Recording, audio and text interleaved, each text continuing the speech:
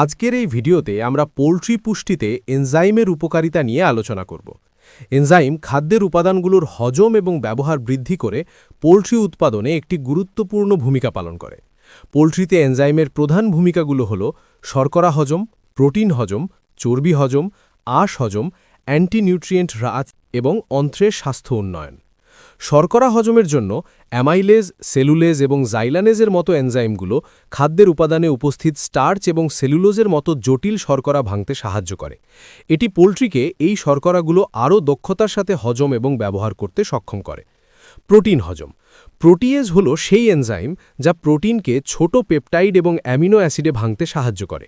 এগুলো খাদ্যের উপাদানে থাকা প্রোটিন ভাঙতে সাহায্য করে, যার ফলে ক্ষুদ্রান্ত্রে শোষণের জন্য অ্যামিনো অ্যাসিডগুলো আরও সহজলভ্য হয়। চর্বি হজম। লাইপেজ হল সেই এনজাইম যা খাদ্যের চর্বি হজম এবং শোষণে সহায়তা করে। এগুলো চর্বিকে ফ্যাটি অ্যাসিড এবং গ্লিসারলে ভেঙে দেয়, যা পাখির অন্ত্রের কোষ দ্বারা সহজেই শোষিত হতে পারে। পোল্ট্রির খাদ্যে থাকা ফাইবার ভাঙতে জাইলানেজ এবং বিটা গ্লুকানেজের মতো এনজাইম ব্যবহার করা হয়। এই এনজাইমগুলো গম, বার্লি এবং ভুট্টার মতো উপাদানে থাকা জটিল কার্বোহাইড্রেটকে লক্ষ্য করে কাজ করে।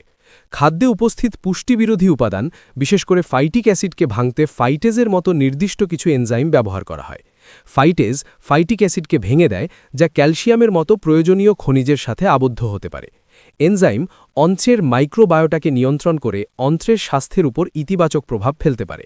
কিছু এনজাইম, যেমন নির্দিষ্ট ধরনের জাইলানেজ, উপকারী ব্যাকটেরিয়ার বৃদ্ধিকে উৎসাহিত করে এবং অন্ত্রের মাইক্রোবায়োমের ভারসাম্য বজায় রাখতে সাহায্য করে। সামগ্রিকভাবে পোল্ট্রির খাদ্যে এনজাইম যোগ করলে পুষ্টির ব্যবহার, খাদ্যের কার্যকারিতা এবং বৃদ্ধির কর্মক্ষমতা উন্নত হয়। এগুলো পোল্ট্রিকে জটিল খাদ্য উপাদান ভালোভাবে হজম করতে এবং পুষ্টিবিরোধী উপাদানের প্রভাব কমাতে সক্ষম করে।